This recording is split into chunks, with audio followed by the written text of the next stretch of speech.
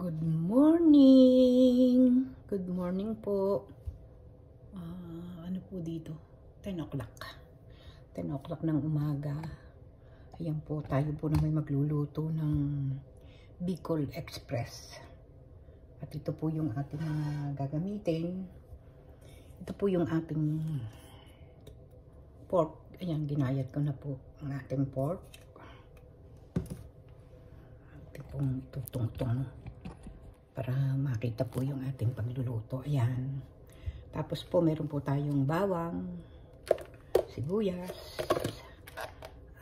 luya, kamatis, sugar, tsaka po itong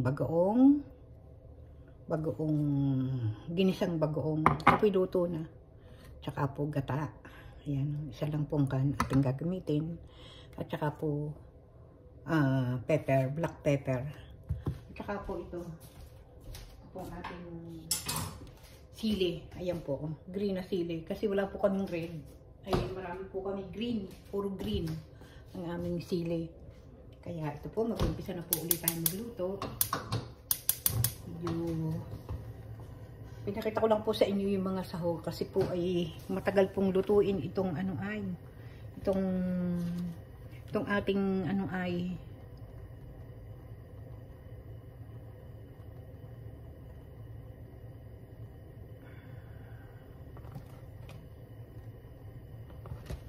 ito pong ating pork, ating po munang ipiprito. Ayan po, ipiprito po natin. Atin pong gagawing brown para po masarap.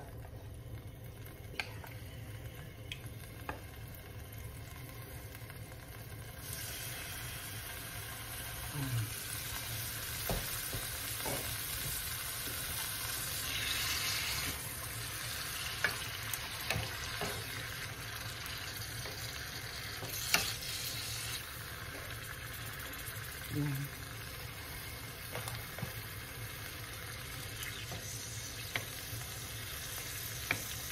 Mabilis po namang lumambot itong nabili namin karne. Ito po yung order namin. Bukas nga po, dadating uli yung order namin na pork. Tapos yung pong beef ay sa 23 ang dating. Last na po namin itong karne. Last na po ito na pork namin. Kaya ito, niluluto ko na po ulit.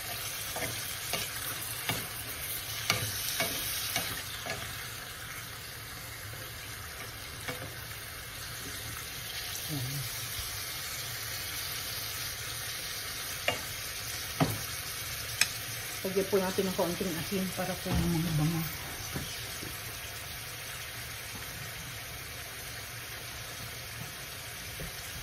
Kaunti lang po.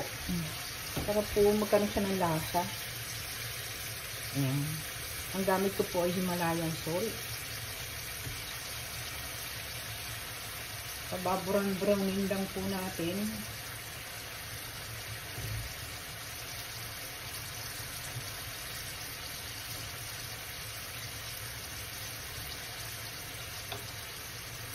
Natin yung marami pa akong bagoong. Ang daming paprika. Sarap po nitong bagoong nito. Lalabasin po natin ang kanyang mantika. Kanyang taba.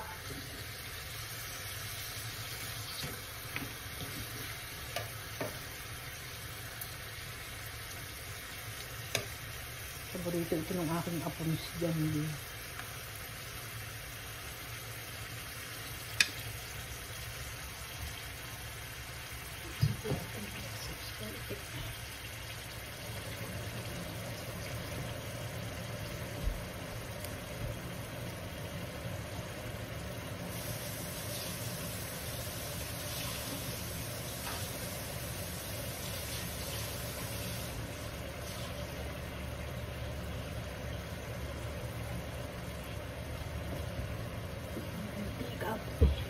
Tapos yung mantika, nagpirito ko ng hotdog eh.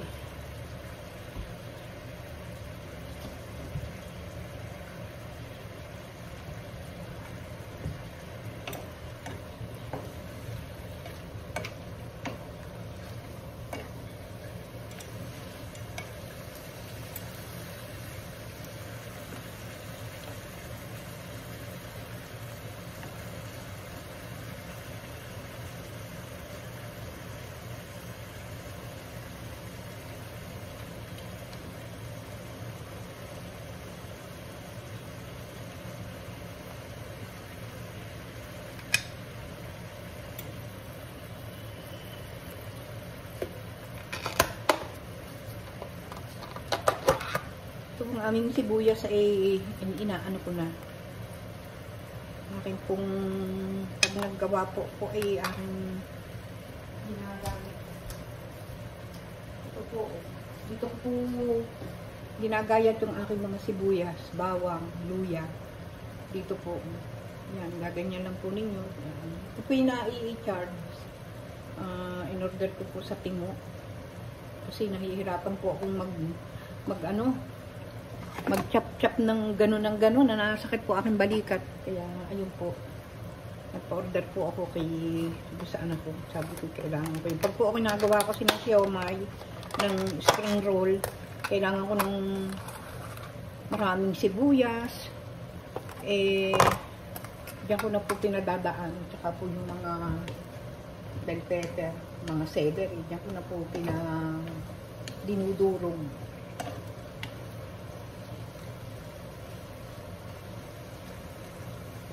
Barunin lang po natin ito.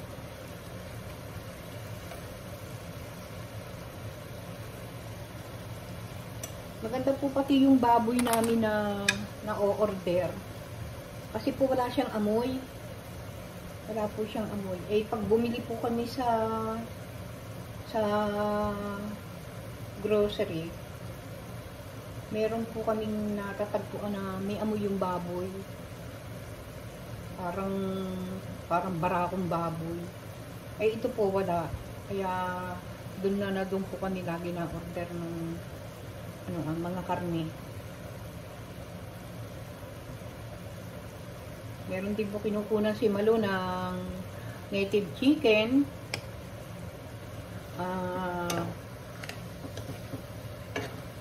Yung pong buo na chicken, talaga pong napakatigas. Kaya ginagawa ko po yung slow cooker. Talaga pong napakasarap pag napalambot mo. Apat ang oras ko pong slow cooker. Ito po yung isang tipak na na pork. Hinati ko po siya. Kasi kami lang po naman ang kakain. Kasi paalis po si Joyong papunta pong Hawaii. Mag-vacation ang aking public ko.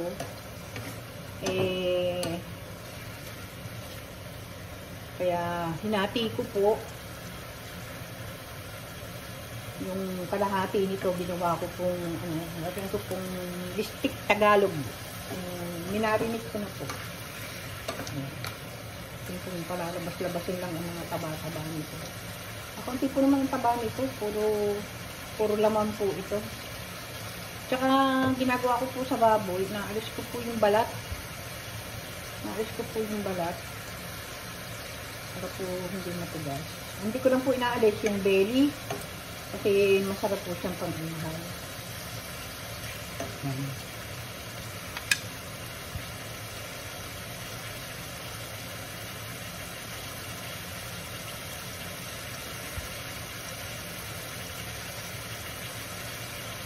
May minutes na tayo hindi pa tayo tapos paano.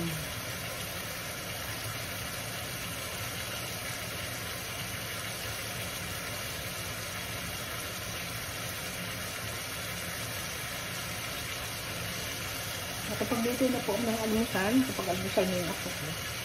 Nagluto po ako ng cheese dog. Yung hotdog na may cheese. At saka po itlog. Siritang itlog.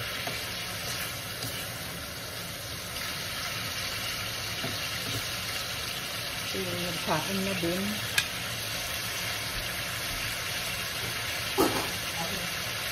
Ako na rin ang aking sinain.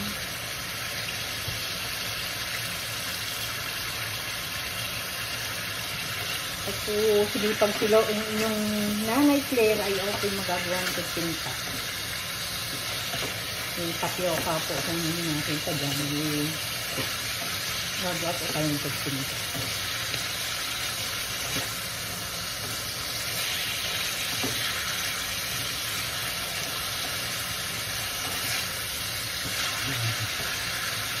Ito lang po, sipri-pri po.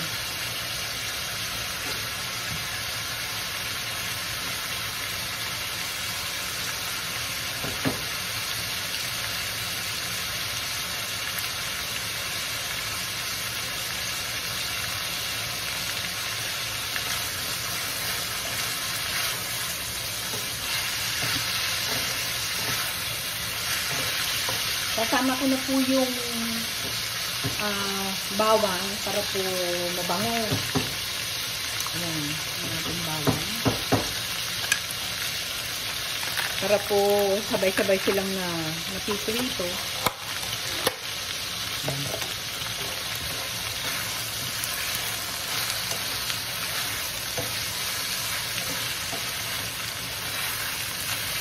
Napiprito yung karne, napiprito din po yung ating bawang.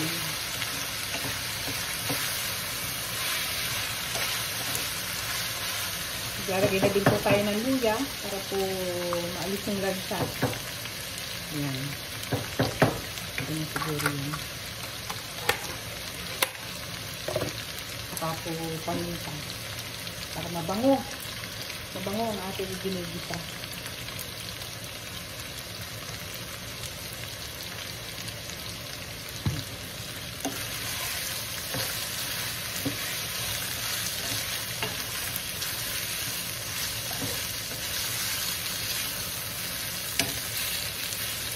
Sabay-sabay po, diba?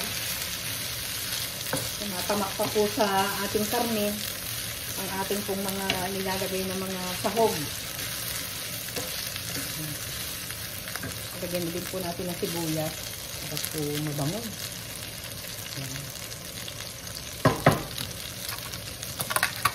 Lalagay ko po ito sa rep para pag gigisa ko po, edi kuha na lang sa kalsa.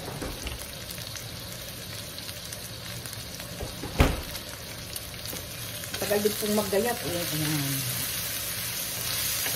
Tama po. Nagbabrown ang ating karne. Nagbabrown din po ang naluluto po na ang ating mga bawang, sibuyas at luya.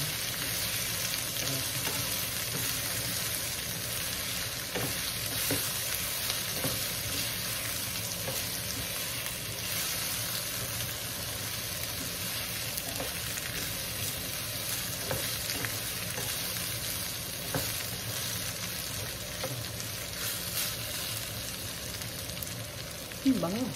Napakabango po. Sarap amoy. Yan pa po natin ang paminta. Sarap po, maraming paminta.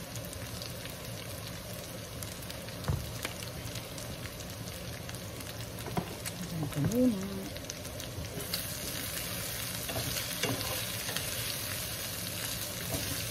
Pag po matigas pa ang ating karne, ay atin pong lalagyan ng tubig para po lumambot. So, huli na po yung gasaan ng medyo napula-pula na po ang ating karne.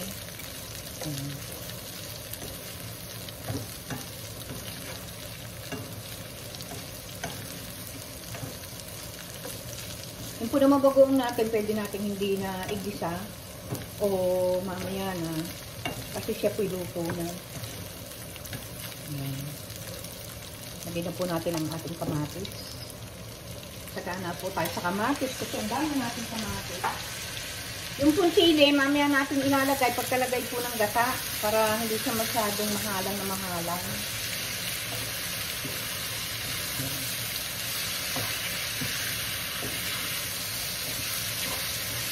Saka tayo kinamatisan. Masarap din po yung kinamatisan baboy. Sa susunod po, siguro sa isang linggo, magluluto po ako ng kinamatisang baboy. Kasi ang dami po namin kamatis. Naka-freezer na po yung ibang mga hinog. Nilagay ko na po sa freezer. Yan po natin malabog, maluto.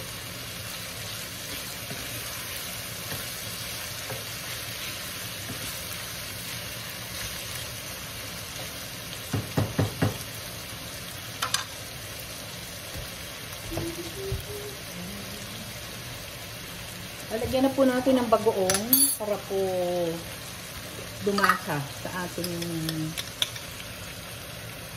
baboy.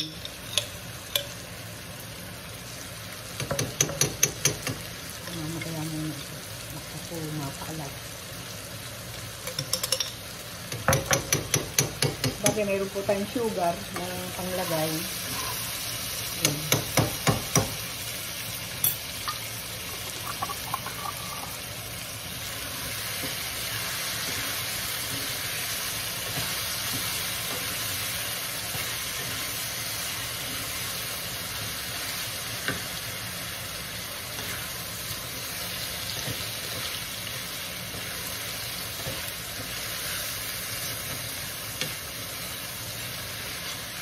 bango.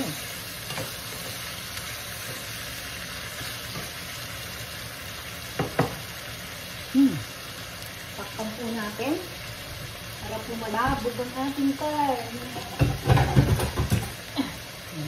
Takpan po natin para medyo hinaan natin ang apoy.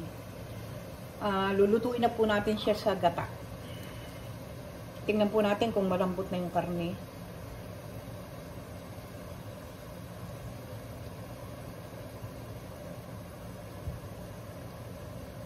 Ano naman? 16.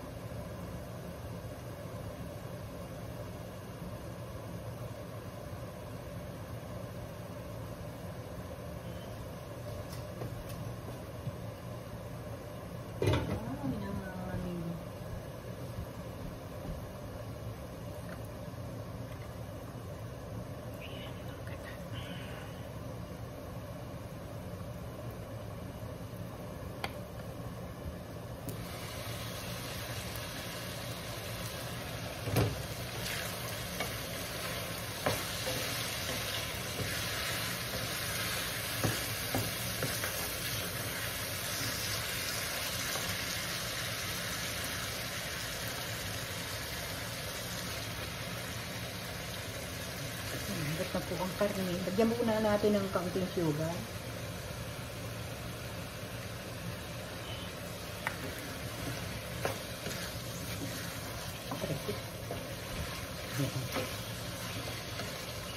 Lagyan na po natin ang ating gata. Siya pong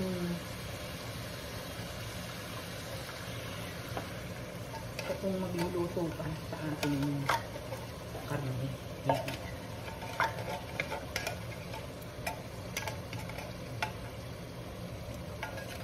Nahulog ang kabayo. Nahulog po ang takip. Ito po na may pininasang.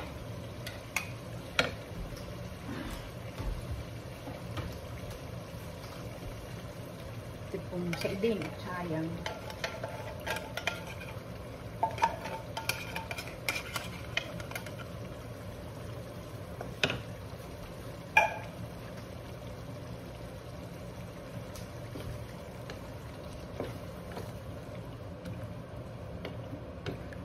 Hindi po siya Bicol Express kung hindi po mahadang. Ano po?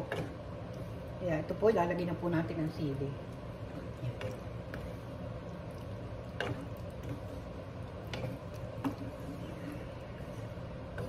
Ito po yung ating medyo pakakati-katihin lang. At ito po yung okay na. Kasi malambot na po yung karne. Ito. Yan, natutusok na.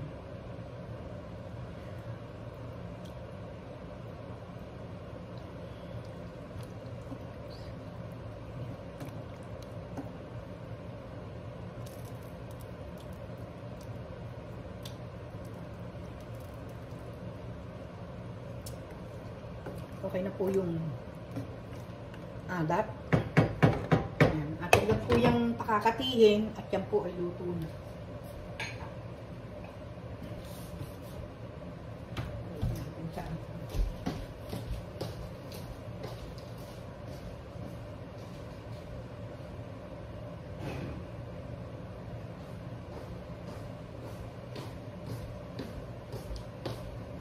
Nahanap po natin yung apoy. Ayan, bagyan na po siyang, ganyan lang po ang ating gagawin pagpapakati, pagpapalapot ng gata. At yan po ay luto na po yan. Okay na po yung lasa. At nilagay na po natin yung sili. Okay na po siguro yung sili niyo. Tingnan po natin mamaya, pag hindi po mahalang, nadagdagan po natin ng chili flake. Kaya hanggang dito na lang po uli. At ayan po, yung pong ating Bicol Express. Ito po, ayan. Yan po yung ating pakakatihin na lang. Luto na po yan. Kaya hanggang dito na lang po uli. Thank you po sa inyong panonood. God bless you all.